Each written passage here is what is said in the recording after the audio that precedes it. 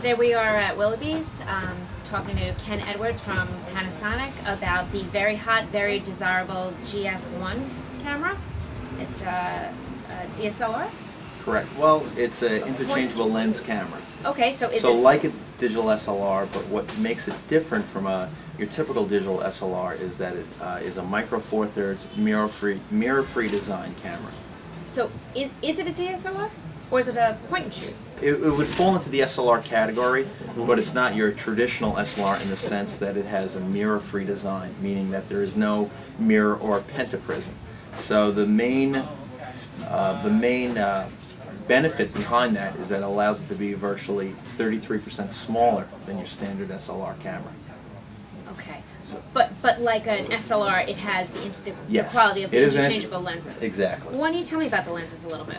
So these lenses, these are micro four thirds lenses. So this kit comes with a standard 14 to 45 millimeter lens. So the 35 millimeter equivalent to that would be a 28 to 90 millimeter. So everything in micro four thirds you would double to get the 35 millimeter equivalent. Okay. So again, one of the main advantages to a micro four thirds camera is that it's smaller and lighter, much easier to carry around, and you get all the benefits of a traditional digital SLR. So the GF1 is very compact, and with the hot shoe adapter allows you to use the electronic viewfinder, the LVF1, which is sold as an optional accessory. Mm-hmm.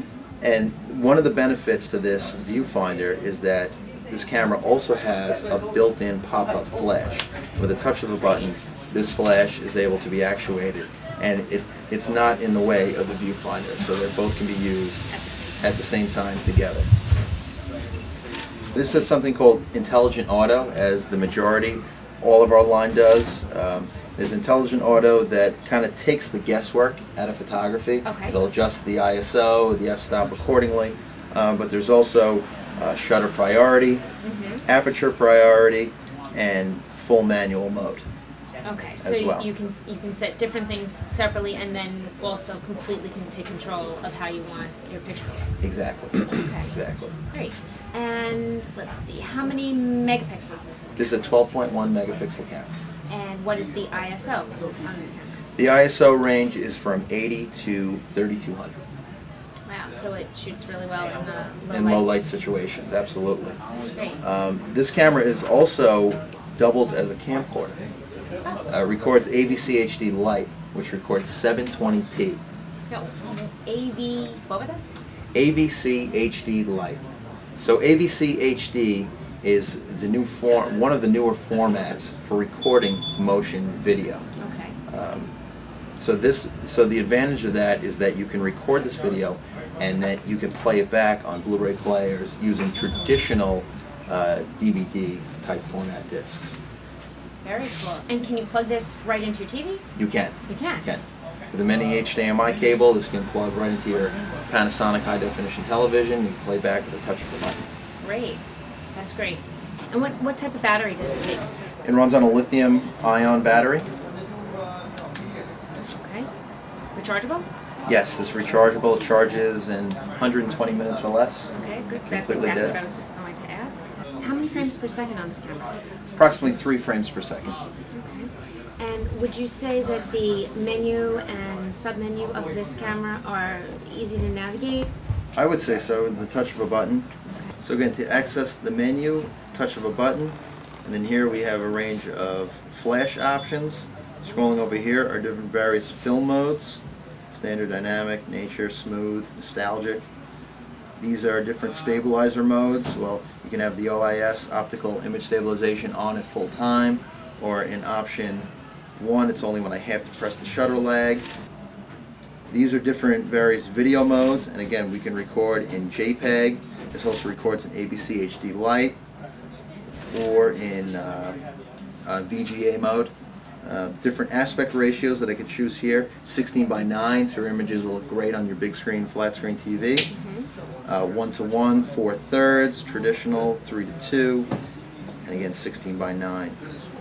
This camera shoots in RAW as well as in standard fine mode, and these are different various. If I want to adjust the brightness on the LCD, you can either do it auto or underpower the LCD. These are different exposure levels that I can change. And again, these are all just the full menu system just by scrolling through here on the toggle buttons. Yeah, it seems very simple. What is the intelligent scene selector? So in IA mode, the intelligent scene selector will automatically adjust. If I'm close up, will automatically adjust to a macro shot. You see the flower pops up? I do. Or if I do a distant shot, kind of hard to see, it'll change to a landscaping. So again, it'll automatically adjust the aperture, the f-stop, etc. in IA mode if you don't want to go into the manual and adjust it yourself. Okay. Okay, so now overall, if you had to say to me, because I've heard so many great things about this camera. This is like the hottest camera. Everybody wants this camera. Why? Why does everybody have to have this camera? I would say that the camera, the size and what this camera can do, the speed, the built-in pop-up flash, the hot shoe, the array of lenses that could be attached onto this. It's lightweight, it's easy to carry around. It's really a very high performance, overall great performing interchangeable lens camera. And it's our latest one. Great. Well, thank you so much. Thank you. Thanks.